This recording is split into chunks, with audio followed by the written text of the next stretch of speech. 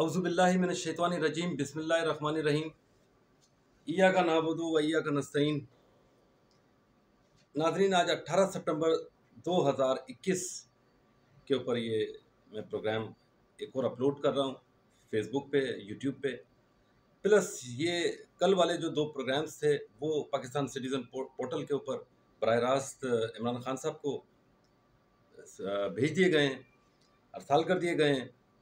इस वक्त जो इशू है वो ये है कि मैं एक ओवरसीज़ पाकिस्तानी हूँ, पिछले 7 साल से पाकिस्तान के अंदर स्टक हूँ। जो हमारे नेशनल फेलियर्स हैं, जो प्रोविंशियल फेलियर्स हैं, मैं यूरोप के अंदर रहा हूँ, लेकिन यहाँ पर जो चीज़ें मैं देख रहा हूँ पिछले 7 सालों के अंदर, मुझे एक सवाल का जवाब अभी तक नहीं मिल रहा कि मैं यहाँ पर 15 दिन से लेके 1 माह के लिए अपनी वालदा मोहतरमा का इलाज कराने के लिए आया था और अपने अजीज़ व अकारिब से मिलने के लिए आया था। आज मुझे यहाँ पर 7 साल का अरसा गुजर चुका है। जो ब्यूरोक्रेटिक यहाँ पर इश्यूज़ हैं, जो ब्यूरोक्रेसी है, ये बात शायद कौन नहीं जानता। मुझे कोई भी शख्स ये बात मुझे समझा दे कि पाकिस्तान के अंदर हमारी ब्यूरोक्रेसी का अरूज किस हद तक पहुँच चुका है। इसी तरीके से अगर हम रेटिंग के अंदर देख लें तो हमारी जो अदलिया है, वो अदलिया बेसिकली इंसाफ के मैदान के अंदर उसकी रैंकिंग के अंदर, इंटरनेशनल रैंकिंग के अंदर वो कहाँ पर आ रही है? 128वें नंबर पे हम आके खड़े हो गए हैं बेतहाशा। बल्कि अगर हकीकत में देखा जाए तो जो चीज़ें आज मैं मुद्दा आप लोगों के सामने बार बार लेके आ रहा हूँ, वो मुद्दा सिर्फ और सिर्फ ये पिछले 3 साल की कारकर्दगी का नहीं है कि इमरान खान साहब ने पिछले 3 सालों के अंदर क्या किया। मैं ये समझता हूँ कि पिछले 74 सालों के अंदर जो हमारी कारकर्दगी रही है वो क्या है, जिसके ऊपर हमारा मीडिया, हमारी पाकिस्तान की तमाम अथॉरिटीज़ यहाँ पर मौजूद हैं और उन तमाम अथॉरिटीज़ के सामने ये गोरख धंधे जो हमारी अदालती अहातों के अंदर हो रहे हैं, इसके ऊपर 2019 से मैंने आवाज़ उठाई हुई है, हक के लिए आवाज़ उठाई है। मुझे नहीं पता कि आगे क्या होने वाला है। इसको एक छोटे से मैटर को हम लोगों ने एक हाई प्रोफाइल मैटर बना दिया है। उसकी वजह सिर्फ और सिर्फ ये है कि पाकिस्तान के अंदर, जो मेरी समझ में आया अब तक, पाकिस्तान के अंदर अगर हम किसी रिटायर्ड जज को या किसी जज को के ऊपर कोई एलिगेशन आयद करते हैं तो हमें फाइज ईसा केस का वो लम्हा भी याद है जिस वक्त जजिस ने ये कहा था कि वो कानून बता दें कि जिसके ऊपर किसी जज को चार्ज किया जा सकता हो। बताने का मकसद सिर्फ इतना है कि मैं पाकिस्तान के अंदर एक फेक जुडिशरी केस को भुगत रहा हूँ। पिछले 5 सालों से अदालत को एक चीज़ प्रूव कर चुका हूँ। मैं एक वेल अवेयर पर्सन हूँ, यूरोप के अंदर रहा हूँ, मेरा 16-17 साल का मेरा बेटा है वहाँ पर, तो आप अंदाज़ा लगा सकते हैं। ये तमाम चीज़ें समझ से बालातर हैं कि हमारी अदालतों के अंदर जो बैक डेट के स्टैम्प पेपर्स बेचे जाते हैं, बड़े धड़ल्ले से बेचे जाते हैं। मकसद हम पूरी दुनिया को क्या साबित करने की कोशिश कर रहे हैं? हम इन्हीं अदालतों के अंदर पहले ये गोरख धंधे करते हैं, पहले चीज़ें भेजते हैं, फिर हम कहते हैं कि जी किसी भी मीडिया को, एंकर पर्सन को, हमारे यहाँ तक बदकिस्मती ये है कि हम किसी इन टॉपिक के ऊपर बात भी नहीं कर सकते।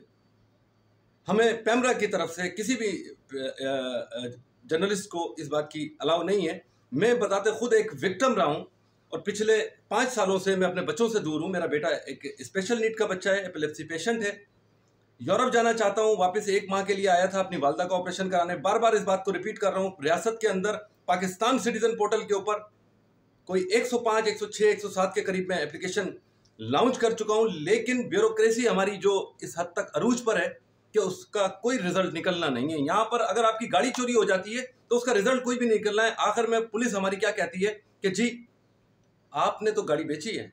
अरे भाई, अगर मैंने गाड़ी बेची है तो आप मुझे बता दें कि मेरा कहीं पे सिग्नेचर है। आप इन बातों का जवाब क्यों नहीं दे रही है रियासत पूरी की पूरी कि अदालतों के अंदर ये गैर कानूनी जो सरगर्मियाँ हो रही हैं, जो लोगों की ज़िंदगियों के साथ आप खेल रहे हैं, ये कब बंद करेंगे?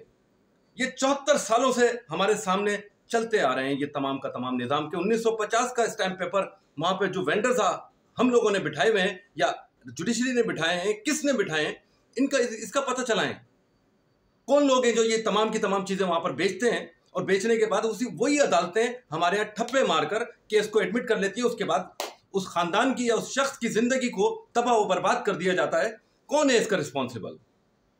ये तमाम चीज़ें ये सबके सामने हो रही हैं। ये रिडिकुलस टाइप की जो चीज़ें हो रही हैं, मुझे कोई बताएगा कि ये रियासत है, ये हमारे इंसानों का रहने का मुआशरा है, ये तमाम के तमाम ये मीडिया एंकर्स जो हमारे हैं, ये सब हमारे भाई हैं, हमारी फील्ड से ताल्लुक रखते हैं। मैं खुद आरिफ अलवी साहब का लाइव इंटरव्यू कर चुका हूँ, शाहिद खाकान अब्बासी साहब का इंटरव्यूज कर चुका हूँ, मैं पाकिस्तान के अंदर जितने भी बिजनेस टाइकॉन्स हैं उनके इंटरव्यूज कर चुका हूँ। मैं बता के ये बात थक चुका हूँ, लेकिन किसी भी चीज़ का कोई यहाँ पर रिजल्ट नहीं निकलता। हमारे यहाँ कोई पैरामीटर्स मुझे दिखाई नहीं देते कि समझ से बालातर एक बात है।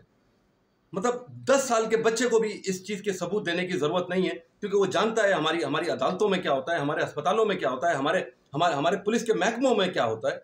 ये कहा जाता है कि जी अगर आपने FIR कटवानी है तो उसके लिए पहले पैसा दिया जाता है, दफात लगवानी है उसके लिए पहले पैसा दिया जाता है, इन्वेस्टिगेशन स्टार्ट करानी है उसके लिए पैसा दिया जाता है। फिर आप जब कंप्लेन लेके किसी SSP के पास चले जाते हैं, मैं गया था SSP ईस्ट इन्वेस्टिगेशन 3 के जो मलीर के अंदर काला बोर्ड के पास होते हैं, उनके पास में गया, पाकिस्तान सिटीजन पोर्टल से वहाँ पर एप्लीकेशन एक मूव करके वहाँ पर आई।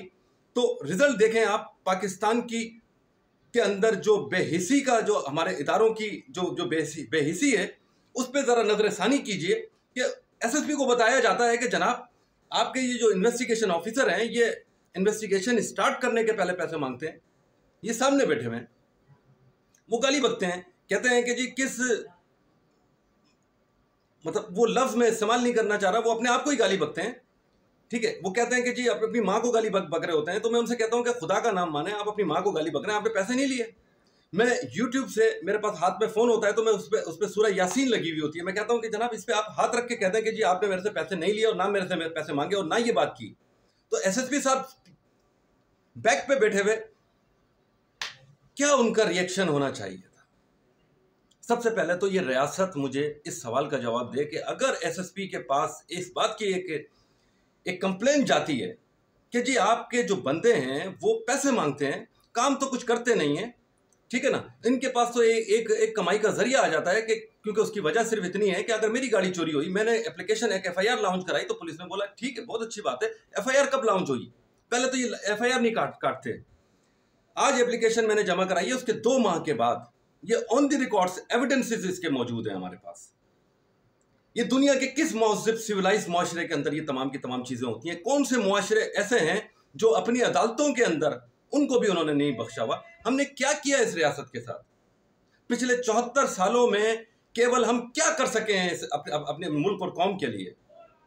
मैं पाकिस्तान आर्मी से चीफ जस्टिस जो भी हमारे चीफ जस्टिस ऑफ पाकिस्तान हैं उनसे ये अपील करता हूँ, इसी तरीके से बाजवा साहब से मैं अपील करता हूँ कि खुदारा ये जो गोरख धंधे हमारे पास सिंध की जुडिशरी इसके अंदर चल रहे हैं, जहाँ पर रिटायर्ड जज को हमने बिठाया हुआ है और वो जाली रसीदें फराहम करते हैं। उन्होंने मेरी माँ को जिंदा किया है, पैसे लेकर मेरी माँ को जिंदा कर दिया। 2 साल कबल मेरी वालदा का इंतकाल हुआ था 2017 के अंदर, और 2019 के अंदर यही कंपनी इस बात को प्रूफ कर रही है कि जी 2019 में उन्होंने लीगल नोटिस सर्व किया है। ये कैसे मुमकिन है? जज भी सटपटा गए। जज को जब मैंने जाके बताया कि जज साहब ये सारी चीजें यहीं पर ही क्रिएट होती हैं, ये बैकडेट के स्टैम्प पेपर नीचे ही मिलते हैं, ये बराबर के अंदर बार काउंसिल के सामने जो ऑफिस बना हुआ है ये रिटायर्ड जज की कंपनी है, इन्होंने बना के दिए हैं। तो जज साहब कहते हैं कि जी आपके साथ फ्रॉड हुआ है।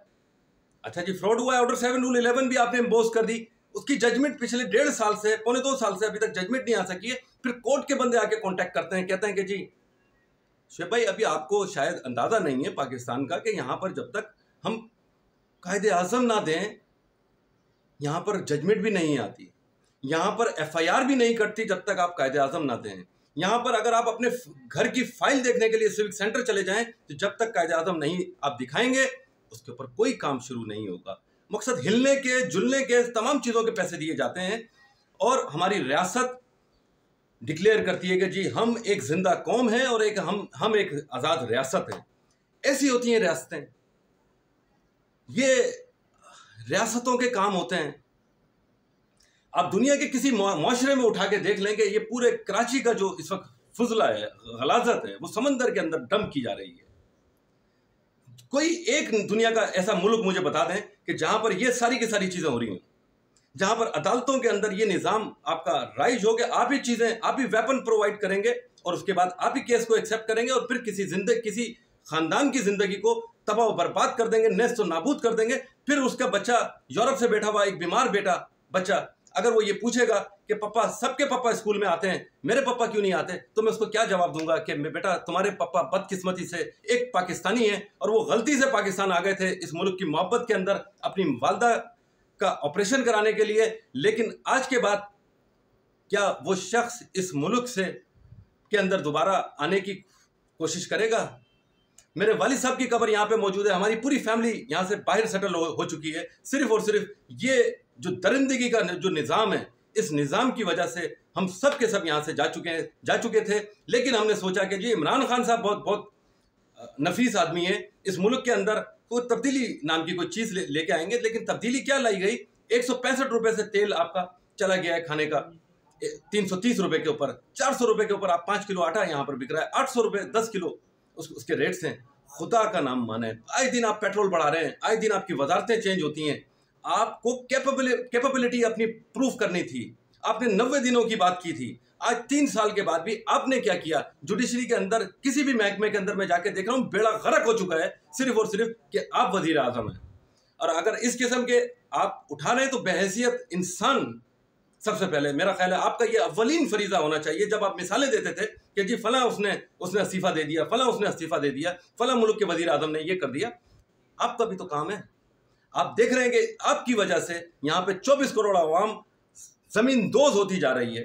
खुदा का नाम माने, आपकी जो रियासत के जो अथॉरिटीज हैं, आपका ये काम नहीं था कि आप अथॉरिटीज से पूछते, बजाय इसके कि 1 कंप्लेंट्स के ऊपर, 2 कंप्लेंट के ऊपर, 3 कंप्लेंट्स के ऊपर आपके पास 106 कंप्लेनें वहां पर लॉन्च की गई हैं और आपको बार बार बताया जा रहा है कि जी ये गोरख धंधे, ये हमारी रियासत के हमारे एसएसपी हैं, ये हमारे आईजी हैं, ये हमारे डीएसपी हैं।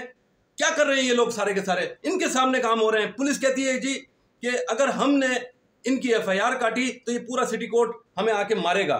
तो थाने को अपनी हिफाजत करनी है या लोगों की हिफाजत करनी है या उन बेगुनाहों की हिफाजत करनी है? किसके लिए इनको रखा गया है? किसके लिए इनको सैलरीज दी जाती हैं? किसके लिए हमसे टैक्सेस लिए जाते हैं? ये तमाम बातों के जवाबात मुझे अब चाहिए, चाहे उसके लिए मुझे फांसी के फंदे पे लटकना पड़े, खुदकुशी करना पड़े, क्योंकि जिस जिंदगी के अंदर मैं यहाँ पर जो कुछ मैं देख रहा हूँ वो मौत से बदतर हो चुकी है।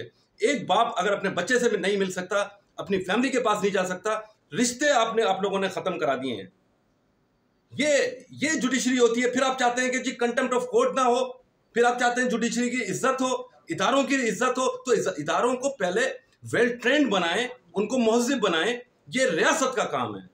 बहुत बहुत शुक्रिया, टाइम काफ़ी हो गया है। अल्लाह निगहबान, पाकिस्तान जिंदाबाद। दूसरी वीडियो के अंदर आपसे मुखातिब होऊंगा इंशाअल्लाह ताला। अल्लाह हाफिज़।